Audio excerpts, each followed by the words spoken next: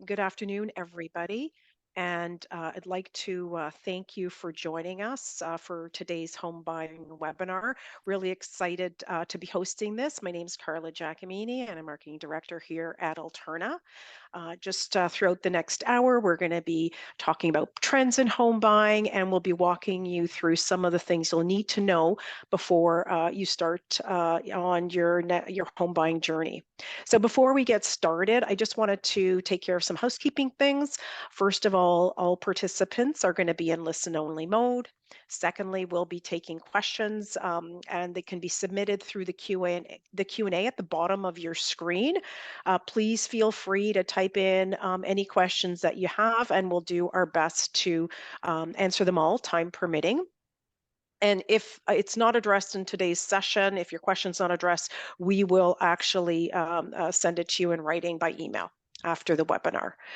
And also, lastly, the webinar is going to be is being recorded, and it will be posted to our website alterna.ca. So if you can't stay for the whole webinar, you can always go to alterna.ca and see the parts later on. So again, we wanted to start off. I think we're going to go with a quick poll. And the poll is anonymous, right? So all you have to do is choose your answer and hit submit. And our question is, what are your biggest concerns in the home buying journey process? So if you can just pick what's concerning you in this buying a home or switching your mortgage or refinancing, that'd be great. So looks like from the progress of the poll, the financing, securing financing is the big one, followed by understanding the process. So good to know. And also obviously finding the right property. Everybody wants to get their dream home. So that I understand. I've been through that process a few times myself. So great. Thank you for sharing that with us. And now I'd like to introduce you to Jason Dorien. He's our mortgage expert, and he is going to help you, answer some of these questions, like how to secure that financing, what's, the ups and downs or the ins and outs of the process as well. Jason has served the Toronto region for over 10 years, and we're thrilled to have him with us to take you through all of these great things that you're going to need to know as you go through the home buying process. So, on the agenda, before we get into it, I just wanted to point out we're going to talk a little about alternate R difference. We're going to talk about the 2023 trends, and we're going to look at, switching, refinancing mortgages as well. And without further ado, I will pass it over to Jason. Welcome, Jason. Thank you, Carla. And thank you everybody for attending today and joining us. Hopefully you'll get something out of this webinar, and we'll be able to answer any questions that you have. And I'd like to start off today by going over the difference between a credit union and a bank, which most of you as members probably already know, but for those who are not familiar or need a refresher, let's go through it. So first of all, the difference is in the ownership structure. Bank is owned by investors, and the main focus is the profit and returning that profit to the shareholders. A credit union is member owned, so all of our profits are reinvested to serve our members and their communities. The other main difference is the advice style. So with the bank, you get a one size fits all approach.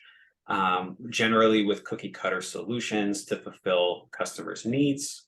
With a credit union, we're able to provide unique solutions for all of our members, and we do that by providing friendly and transparent advice.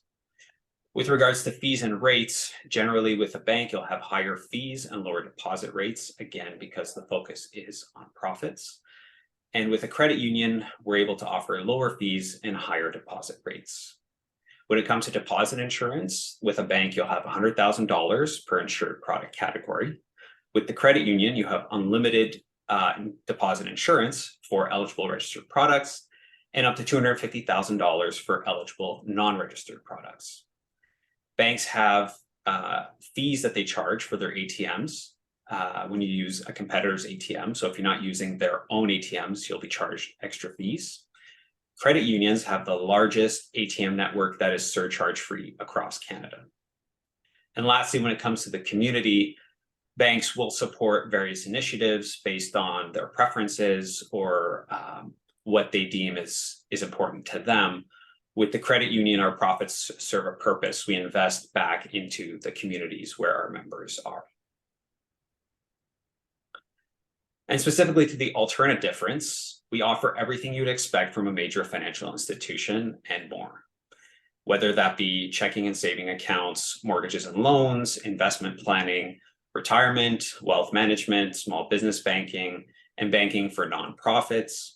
We provide all of these products and services, and we do them your way, whether that's personally in a branch, virtually over the phone, or on our digital channels, such as online banking and mobile banking.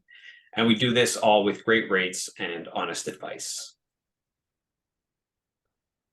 So now for the question that most of you are here for, what's happening in real estate in 2023? And we've seen quite a bit happen this year.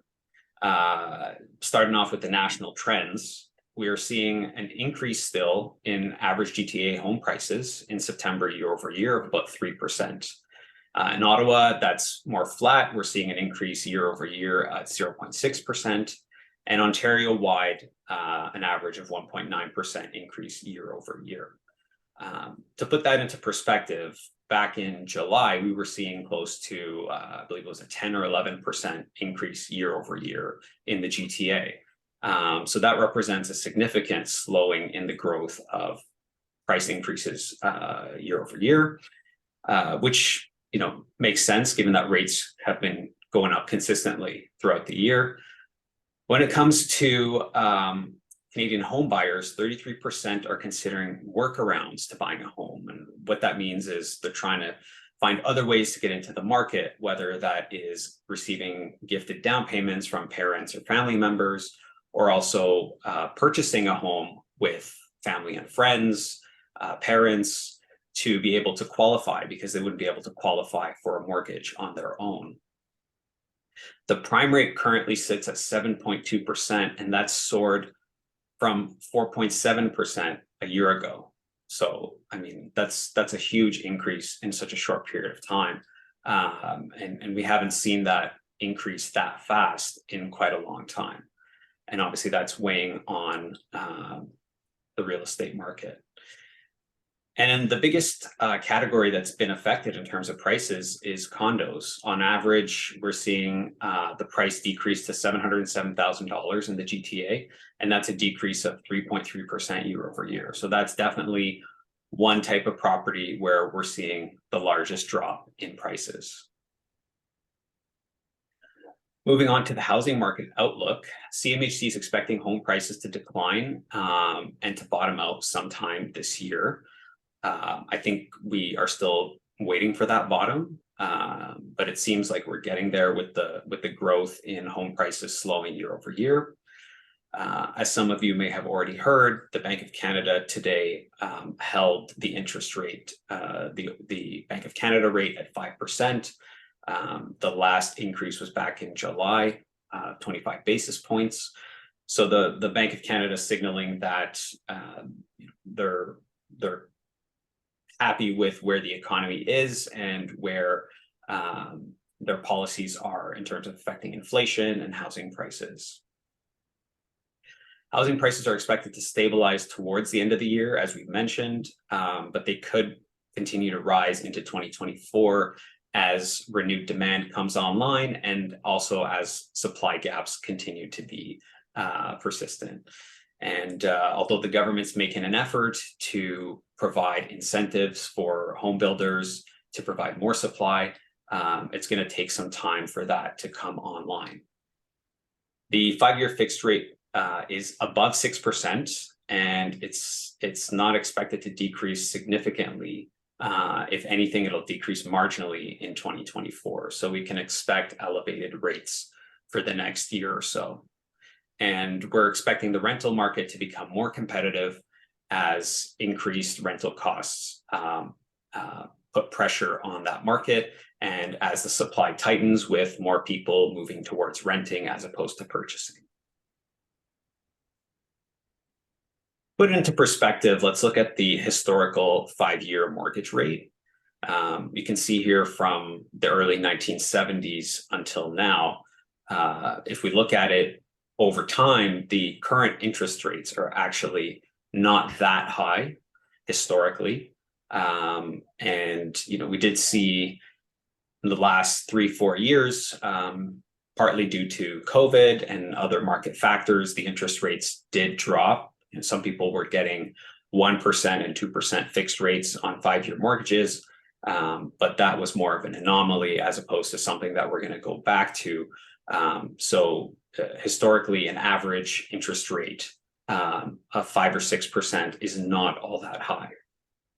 Jason, while you're on this slide, we had one of our members, Charisse, had asked, again, I know you don't have a crystal ball, but do we know roughly when the mortgage rate will drop? Yeah, I mean, if we knew that, I think this would be a very different conversation. Unfortunately, that depends on so many different factors. The government's trying to tackle inflation, obviously, and as inflation has been slowing, that's an encouraging sign. And we're all hoping that rate cuts will follow in the not too distant future. But the general consensus from most economists and most banks is that we'll continue to see rates around this level for the next year or so. They may drop marginally, but it's not going to be anything significant until these economic indicators start showing signs of slowing down. Great, thanks, Jason. Now I'd like to cover buying a home and all that entails. And the first area I want to talk about is renting versus owning. Let's start with renting. What are the pros and cons? Obviously, the pro with renting is you have the same monthly payment, you know what to expect. And in terms of any repairs or expenses, that's on the landlord to pay for those if there's anything that needs fixing or any major expenses that come up. Some of the cons are you're unable to make any major renovations. So if you wanted to knock out a wall or put in a door here or something of that nature, you can't really do that because it's not your unit. And you may be forced to move depending on if the landlord decides to move back in or your lease is up. And if your unit is not rent controlled, the landlord may be able to have someone else move in there. With regards to owning, some of the pros are you have that sense of stability and community. You own the home, you make all the decisions. If you want to move, you can make that decision on your terms. It helps you to build equity with capital appreciation. The property might increase in value over time. Also, as you pay down your mortgage, you're building more equity in the home. And generally speaking, historically, it's been a very good investment. If you look at, from 30 years ago up to now, the property prices have increased dramatically. Some of the cons of home ownership, it can be expensive. You can have other expenses month to month, such as property tax, maintenance fees, condo fees if you're in a condo. So all of these are extra monthly expenses that you don't necessarily have with renting. And then any maintenance or other financial obligations. If you need a new roof, for example, that's a big expense. If you need new mechanical equipment, that's a big expense. So some of these unexpected expenses can definitely be large and can contribute to a higher cost of ownership. Now let's talk about closing costs. So these are costs that occur when you purchase a home. And some common ones, not all inclusive here, but some of the common ones are appraisal or registration fees. You'll have, of course, your down payment, which must be a minimum of 5%. You have land transfer tax. And if you're in the GTA, there's municipal land transfer tax and there's provincial land transfer tax.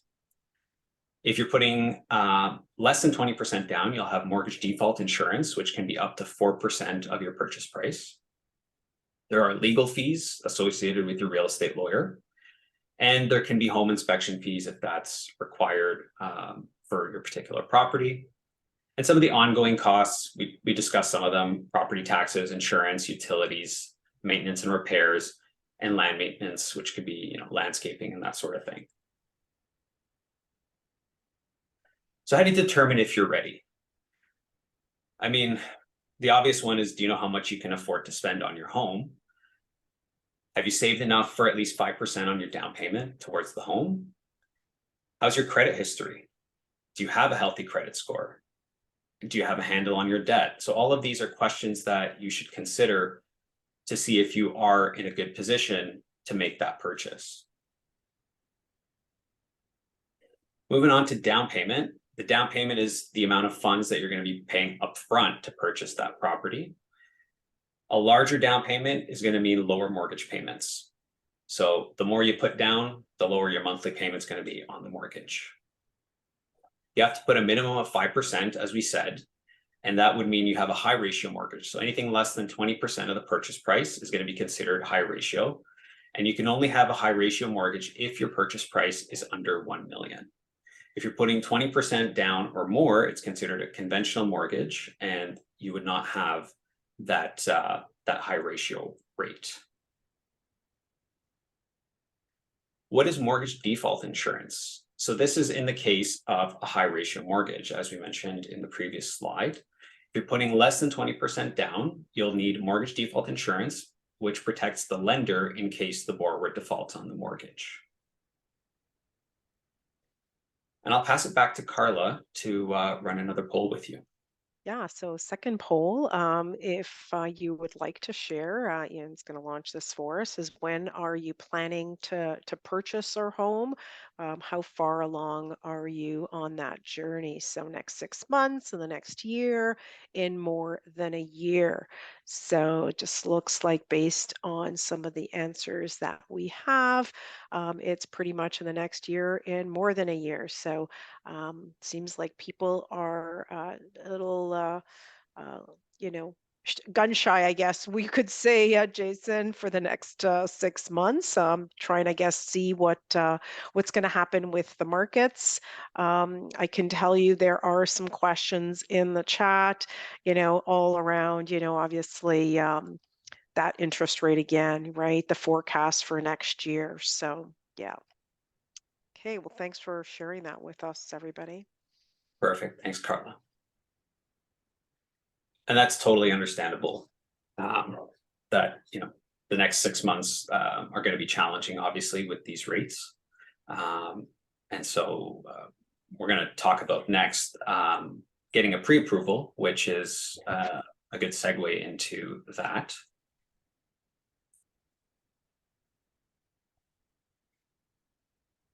So how can you start saving for your down payment? One way to do that is with high interest saving products. Right now, you can take advantage of high deposit rates, whether that's GICs or other investment vehicles. So it's a good time to take advantage of those high deposit rates to save up your down payment.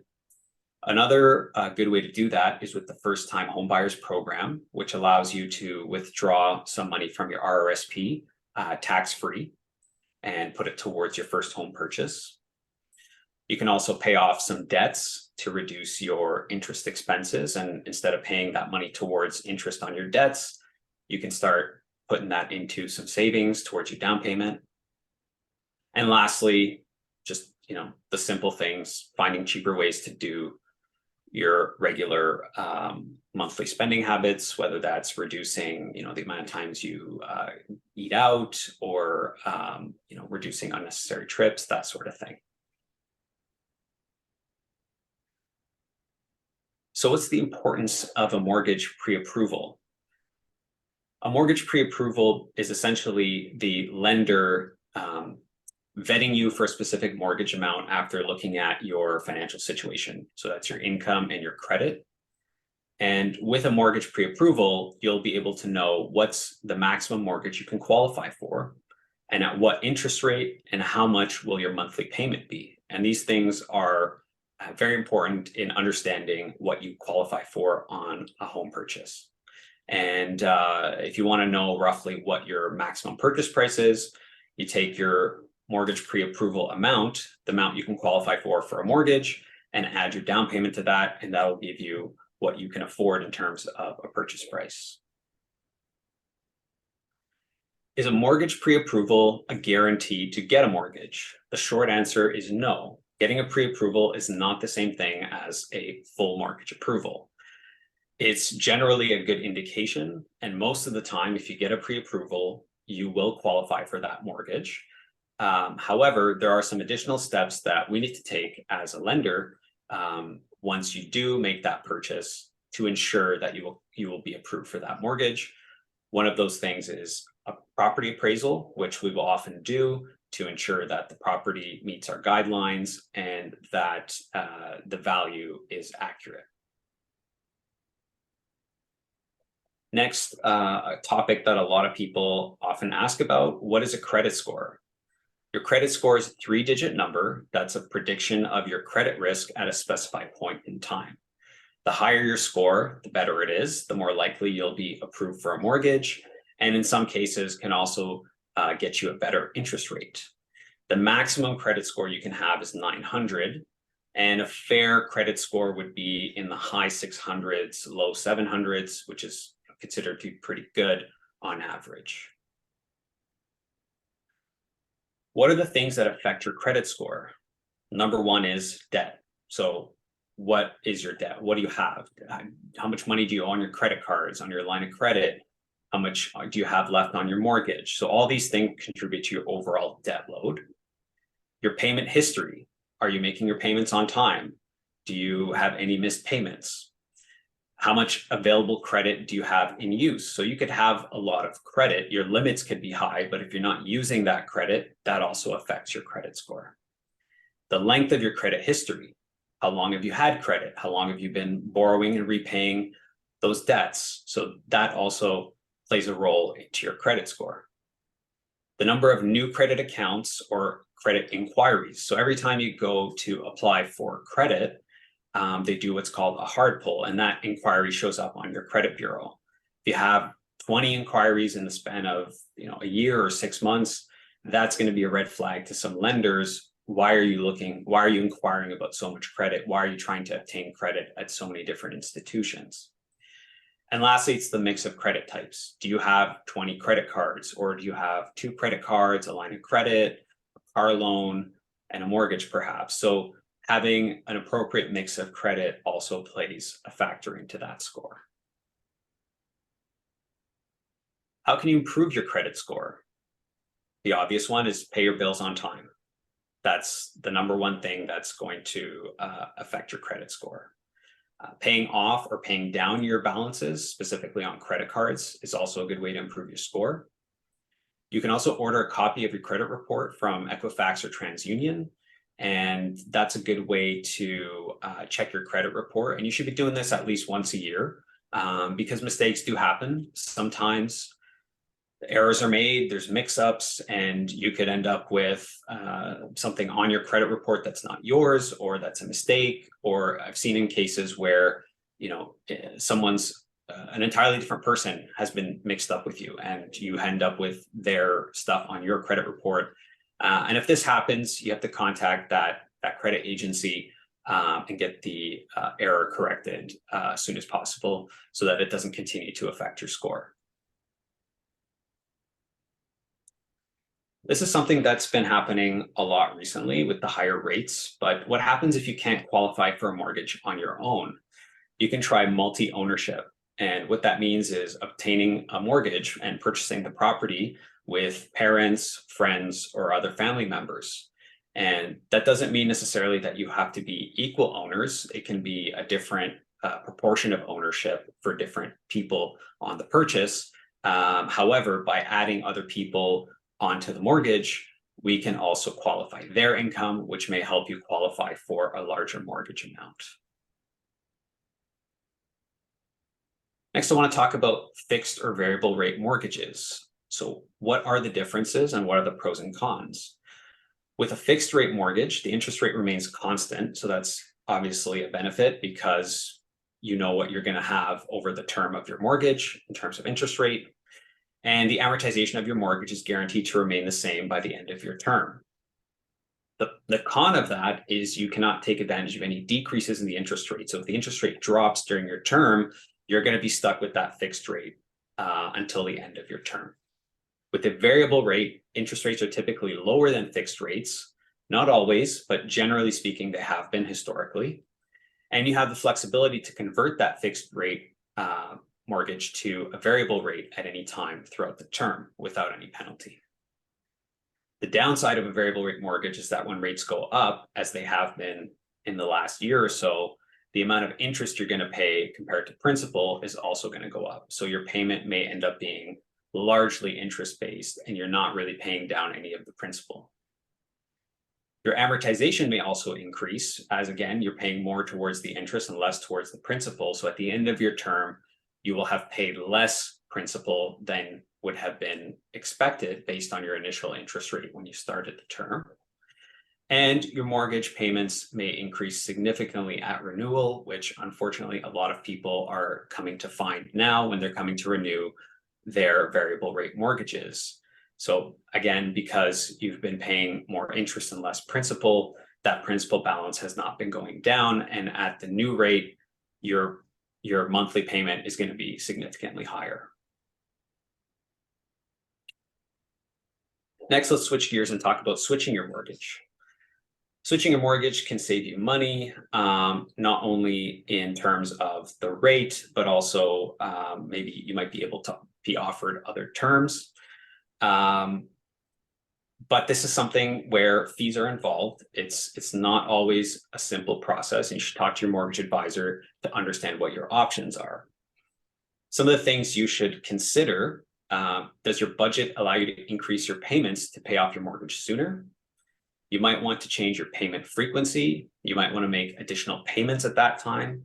So you can make a lump sum payment once your mortgage is at maturity, and that will help reduce your balance when you switch it over. Are you satisfied with the services and rates offered by your current lender? Perhaps the rate's the same as another institution is offering, but you're not really thrilled with the service you're getting at your current lender. You might want to consolidate some debts that you have at a higher interest, whether that's a line of credit or credit cards, into the mortgage, which is typically at a lower interest rate. And you'll want to start reviewing this 2 to 3 months prior to your mortgage term expiring, so that you can start the process sooner, as this does take some time and there are some steps involved. You don't want to leave it to the last minute. How can you become mortgage free faster? Like we just kind of discussed, you can apply a lump sum to your mortgage balance. This is obviously going to bring down your principal balance and get that mortgage paid off sooner. You can increase your monthly or biweekly payment amounts. So that's the dollar amount that you can increase. Or you can increase your mortgage payment frequency. So if you're paying monthly, you can increase that to biweekly or even weekly, which will give you additional payments over the course of the year and help you bring that balance down sooner.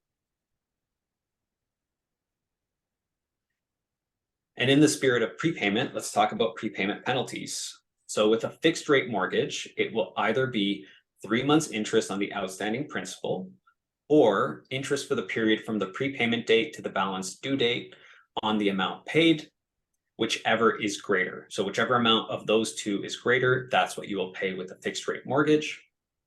With a variable rate mortgage, it's always going to be 3 months interest.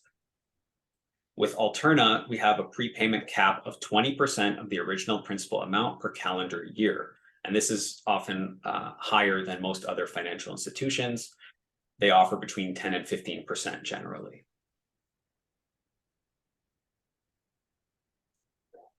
So here are the 8 steps to purchasing a home. Step number 1, make sure you're ready and you understand the costs of home ownership. Number 2, and very importantly, get a mortgage pre-approval. I can't stress this enough. Number 3, you'll need to find a reputable real estate agent and a real estate lawyer to help you with that purchase. Number 4, make an offer on your home, ensuring that it fits your needs and your budget. Number 5, get a home inspection if needed, especially with an older home. You'll want to make sure that there's no surprises after you've purchased.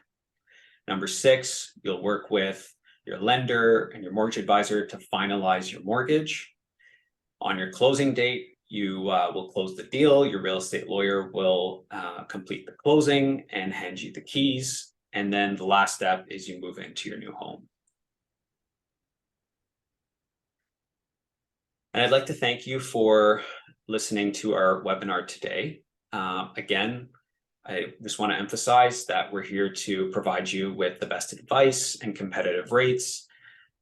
Our mortgage rate approvals are guaranteed for 120 days, and we offer incentives to help you save on those legal fees and switching fees.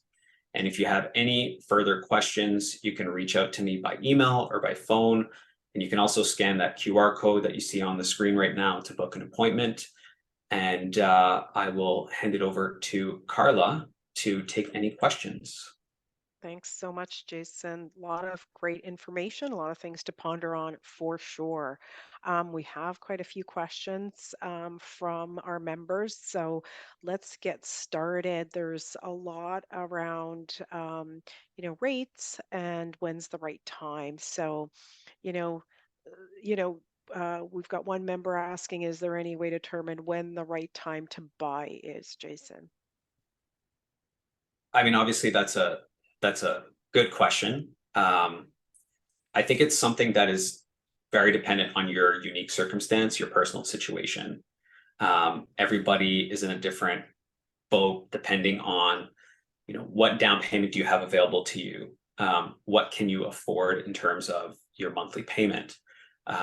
So I think when it comes to rates, obviously everybody wants the lowest rate possible. Right now, we're in a specific rate environment. The rates are higher than they were.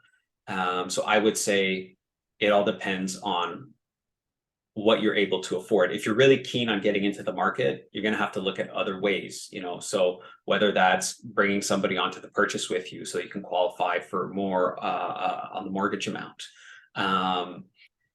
We don't anticipate the rates dropping significantly anytime soon. So if you're really looking to get into the market, it's important, number one, get pre-approved, understand what you can qualify for, and then based on that starting point, we can work together to find a plan or put a plan in place so that you can have a timeline of what's realistic for you in your particular case. So again, it's going to vary depending on the individual and the individual circumstance. So I would say, have that discussion with your mortgage advisor, get a pre-approval, and just understand where you're at today. Great. Thanks, Jason. Another member, Rob, he's mentioning condos, might be more appealing, right, from a cost perspective, but, they have those sky high monthly maintenance fees. So, his question is like, are there any incentives for first time home buyers that may edge him into getting, I guess, out of the condo market and into, a different type of home? So there are some programs for first time home buyers. Excuse me. Like we mentioned, the home buyers plan, which allows you to take some money out of your RRSP tax free to contribute towards a down payment. There's also the first time home buyer incentive, which is a government program. And you can find the qualification requirements on the CMHC website. Perhaps we can post that in the chat, a link to that website, so Absolutely. everyone Yeah, can we've had check some it out. questions for sure, Jason. So we'll do that for sure. Yeah. Yeah. So those are some of the programs that first time home buyers can look into to take advantage of. And they definitely help, particularly with down payment. And that's really an area where a lot of people are struggling right now, is it's just to come up with that down payment to get in the market. Yeah. And we had another question on regarding the rates, really asking if, if they put down a higher down payment, could that help combat the, or get a lower mortgage rate, right? Type of thing. That's a good question. It doesn't generally affect the rate, in the sense that if it's 20% or 25%, it's generally going to be the same rate. There is a different rate if it's a high ratio mortgage. It's typically a little bit lower, which is a little counterintuitive. You're getting a lower rate for putting less down. However, there is that mortgage default insurance premium of up to 4% that is added to the mortgage. So, it does offset. I would say the focus should be on putting as much down as possible to reduce your mortgage amount, which will then reduce your mortgage payment.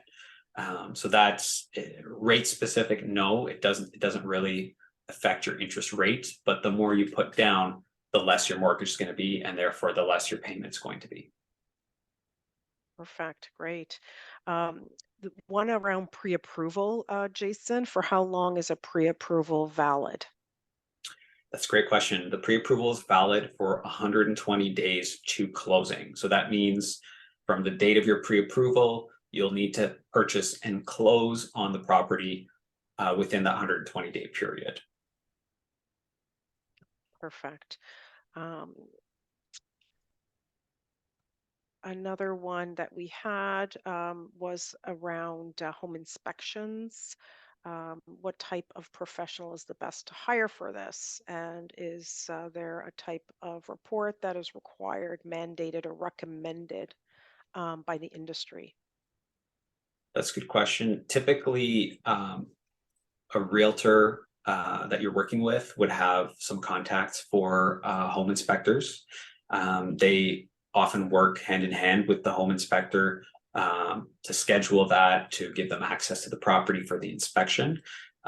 When it comes to the mortgage, we generally don't look at the home inspection. That's more for the buyer. And usually, if they put a condition of a home inspection into the purchase and sale agreement, it's up to the buyer to waive that condition. So once the agreement is firm, we look at the firm agreement for as far as the mortgage goes. The home inspection is more so up to the buyer. It's not a requirement. You don't have to have one done.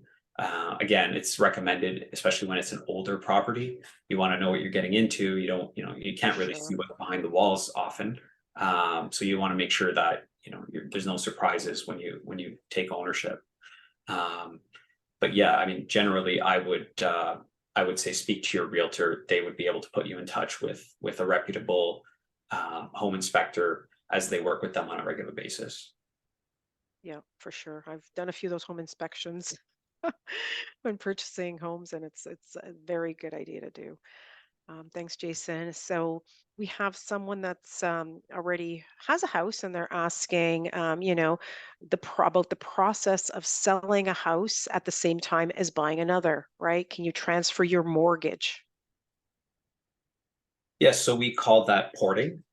So generally speaking, you can port your mortgage. The best thing to do is to look at your mortgage documents and just to make sure, look at the terms and conditions, and they'll usually set out what's permitted and what's not. Uh, Most of the time, a mortgage is portable, and that needs to be done within 90 days of the sale of your home. So it's recommended that you close on the sale before you close on the purchase.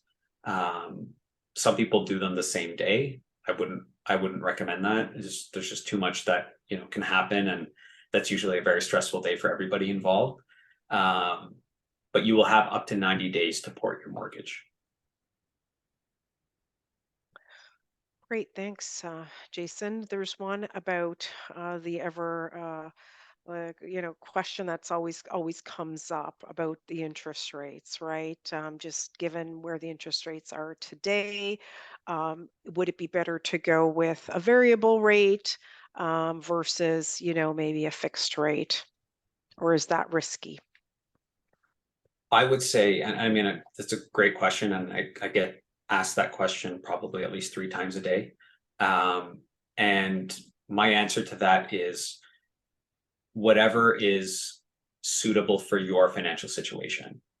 Some people can handle or can absorb the changes in the interest rate. So when it's increasing on a variable rate, if you can afford that increase in the amount of interest you're paying, if your income allows for that, Obviously a variable rate, you're taking a risk either way. It could go up, it could go down. If you have, fixed income and, there's not much leeway on the monthly expenses, I would generally advise to go with a fixed rate just because there's no surprises. You know what you're getting, you know what your payment's going to be every month or every 2 weeks. And, it's not going to put you in a situation where if the interest rate goes up, suddenly you're just paying interest and you're not putting a dent in your principal balance. And historically, it all levels out. Your mortgage is going to be amortized over 25 or 30 years. So the interest rate goes up and down. It's very hard to time the market. And, some people who think, well, I got a 1% rate, I'm ahead of the game. Now they're coming to renew, 4 or 5 years later at 6+%. And, their payment's going to increase dramatically. So it's just, I would say, whatever is manageable for you, that's what you should go with in terms of a fixed or a variable. Great, thanks. It's always a very personal question as well, as some of us don't like unexpected surprises, right? And we want to know exactly what we're paying each month. Others wouldn't mind a little, variability depending on their situation. So, And again, that's a conversation we can have on an individual level. If somebody wants to book an appointment, we can have that individual discussion as to their particular situation. It is highly specific to the individual. yeah, for sure, Jason. Okay, another question from our member Allison. She would like to know what types of income are considered for a mortgage pre-approval. So what are you guys looking for when the mortgage pre-approval info comes in? Yeah, so we look at personal income because you're buying the property in your personal name. So, of course, your salary. We take a look at that, and we'll take a look at your income documents. So, whether that's a letter of employment or your pay stubs, or your T4. So those documents help us to understand your income. But not everybody's employed, or not everybody's on a salary. Some people are self-employed. Some people work another part-time job on top of their full-time job. So we can consider most of these types of income. However, we need to look at the documentation, right? So whether that's your pay stubs, whether that's your tax returns, your T1 general, your notice of assessment, we have to be able to document that income in order to qualify it. So it's really important to have that pre-approval process so we can understand all your sources of income to see what we can qualify and what we can't. And again, I would encourage people to book an appointment so we can sit down and talk about your individual situation. That's great. Thanks, Jason. There's always some questions for sure around credit score. So we have a member asking, does closing a few credit cards decrease your credit score? That's a Yeah. Yeah, the credit score question. It's the way the algorithm works for the credit score. It's quite complicated. Um, I would suggest doing some research on Equifax and TransUnion's websites. They have quite a bit of information about how they calculate the credit scores. Um, the credit use plays a factor in it. So if you have credit cards that you're not using and they're just sitting there unused, or a line of credit that you're not using, a line of credit that you're not using still counts towards your debt service ratios, which we consider for a mortgage application. So you might have a line of credit that you're not using and think, oh, well, I don't have any balance on that, so it's not affecting my borrowing power. When in fact it does, because that can be drawn at any time. You can take money on that line of credit at any time. So we factor that into a credit application, and that actually count against you when you're qualifying for a mortgage. So there are certain situations where you might want to close certain credit items. Again, I would encourage people, it's something that we should sit down and take a look at individually. Everybody's situation is different. Everybody's credit bureau looks different. So highly encourage people to talk to their mortgage advisor one-on-one. Thanks, Jason. Now, there's a couple of members have asked about, I think going back to the prepayment slide on the mortgage, they're asking what is a prepayment? So a prepayment could be either a lump sum payment that you pay towards your principal balance. So let's say you have a $500,000 mortgage, you're eligible to prepay up to 20% of that. So that would be $100,000 per calendar year.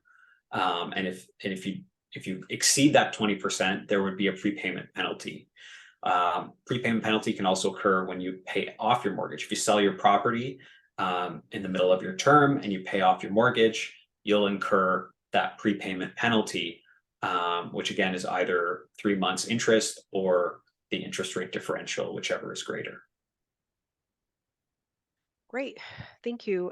There's a question around mortgages for rental properties, right? Do we provide mortgages for rental properties, and how much down payment do you need to buy a rental property? Are the rules any different, Jason? That's a great question. Yes, they are. So on a investment property, you would have an investment mortgage, and we require 30% down payment for investment properties. On an owner-occupied property, we require a 20% down payment. Or you can do a high ratio mortgage with as little as 5% if the property is under 1 million. So with an investment property, we don't allow for high ratio mortgages. It's also capped at a 25-year amortization for an investment property, whereas you can go up to 30 years with an owner-occupied property. Great, amazing. We have another question around the first-time home buyers uh, uh, accounts. So it says, can two people have separate first-time home buyer accounts and use them both towards one down payment? So I think you're referencing the home buyers plan, the Hmm. to withdraw money from Yes. the RRSP, and if that's the case, yes, you can do that. So each individual can withdraw up to $35,000 from the RRSP to put towards the down payment. So yes, it is per individual. It's not a total of 35,000. Okay, and there is one specific to kind of a Quebec purchase, Jason, from our member Sylvie. She says, if I wish to buy in the province of Quebec, do I need to go to a bank in Quebec? And Sylvie lives in Ontario. So Alterna has Alterna Savings, which is our Ontario credit union, but we also have Alterna Bank, which is a federal bank, and we can do mortgages for properties in any province outside Ontario through Alterna Bank. So we would be able to provide a mortgage for a property that you purchase in Quebec through Alterna Bank. Great, amazing. And again, another question, can you use a personal line of credit as a form of down payment? That is a very good question, and it's something that we are seeing more and more people doing. And the answer is yes, you can use your line of credit as a form of down payment. However, the flip side of that is that will be considered as part of your debt service and will affect your borrowing power. So you might be able to take that cash from your line of credit and put it towards a down payment. However, it does count as a liability on the other side of the equation in terms of your monthly expenses. Great. Something that we've seen before and we haven't talked about yet, which is amortization period, Jason. So, what's available? What are the lengths? What's recommended? If you can shed some light for everybody. Yeah, I mean, we're unfortunately seeing a lot of people having to extend their amortization periods. Um, Generally speaking, we recommend a 25-year amortization or less if that's possible. But given these rates, less than 25-year amortization, it makes the monthly payment quite high. So we recommend 25-year. However, as I mentioned, we can go up to 30 years on an owner-occupied property. Great, thank you. Thanks, Jason. So there's again another question about kind of the pre-approval and what types of income they're asking about. What about undeclared income sources? Again, as I said, all income sources we must be able to document. So we must be able to verify income. So if it's Hmm. not declared, that's not something we can verify. So again, either through um, direct deposit and pay stubs and a letter of employment for salaried income, or if it's self-employed income through your T1 general and your notice of assessment. So essentially it needs to be declared if we need to document it and verify it. Perfect. Great. Another one very specific about, you know, banks regularly offer increases to like our, I guess Visa credit card limits, right? And does, I guess, accepting that kind of an increase in your credit card positively or negatively impact, I guess, your credit score? Yeah, we touched on that briefly. Yeah. We talked about credit scores where it's your total credit limit, credit available. Um, but again, it's a combination of things. So it's not just how much credit you have available, it's how you use that credit. So if you have a lot of credit and you're not really using it over time, that can actually be a negative to your credit score because you've got a lot of credit. Why are you having this much credit if you're not using it? So there's an appropriate amount. Again, I would recommend people take a look at Equifax and TransUnion's websites. They have a lot of information about how credit scores are calculated and how using different types of credit can affect your credit score. They're great sources of information on those topics. Great, thanks. Just we've got a few minutes left, so we'll try to get through a lot of questions, a lot of great questions this time. So there's a question about the process of taking out equity on your current home to buy a new property. How does it work, and what are the pros and cons? That's a great question. So yes, we call that refinancing to pull out some equity. Essentially, again, it all goes back to your income. So while you might be able to pull out some equity um, to put a down payment on another property, we look at the income to support both the new amount that you're refinancing on your current property as well as the mortgage on the new property. So you're now going to have two mortgages to support. Does your income support that? And we also take into account, of course, that that new property, that investment property, is going to have its own income, and we add that as well to the overall income of the application. Um, However, the main thing to consider here is, does the overall income, do all sources of your income um, allow you to cover both mortgage payments? And there are debt service ratios that we are required to follow as a regulated financial institution. So your gross income cannot exceed certain limits when it comes to the mortgage related expenses. Perfect. Another question here is having 2 months of your monthly mortgage payment upfront part of the closing costs. Um, no, so the closing costs, we kind of ran through them earlier, the general closing costs. Your first monthly payment will begin obviously 1 month after closing. If it's biweekly, it'll be 2 weeks after the closing date. So um, that first payment gets taken following the closing date. So um, your typically what will happen is your real estate lawyer will require a bank draft from you for your down payment and any other closing costs, and then the mortgage payments will start to get taken out following the closing, whether that's 2 weeks later or a month later, depending on your payment frequency. Okay, and we've got another question here from our member Minda. She's saying, can you talk a little more about owner occupied? So, for example, if she buys property for one of her children to live in, would this be considered owner occupied? And can one have more than one owner occupied property? I mean, essentially, if one of the owners of the property is living in that property, it's considered owner occupied. So you know, if she's purchasing the home with, let's say, one of her children, and that child is occupying the home, then that's an owner occupied home. Um, you know, she would be equally responsible for the mortgage. She's equally liable to repay that mortgage. Um, but yes, it would still be owner occupied. Perfect. Thank you.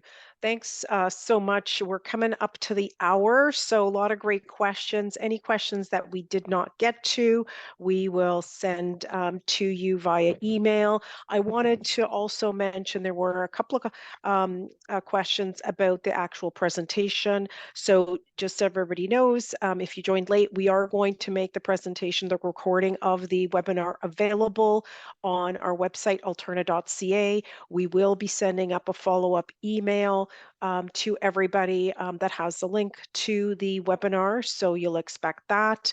And if you did come in late or had to leave early, there it's available on our site. In addition, we will be sending a link to a survey in that email. If you could please take the time, there's only, I think, 5 questions. It really just helps us understand the type of content you'd like to see in future, and just some general feedback from you on our webinars. So appreciate that. And we always try to strive to make things better as we move forward. So I wanted to thank Jason so much. Great advice and content, Jason. And for everybody that joined us, I want to thank you as well. I hope you found that today's session was informative. So as I mentioned, stay tuned. You'll see an email come through tomorrow to you with the link to the webinar and that survey as well. And if we didn't get to your question, we will email you back with the answers. If there is anything that you need, you can again reach out to Jason. He is our mortgage expert. And thank you again for joining. And I want to wish everybody a great rest of their day. Thanks again, and bye to all.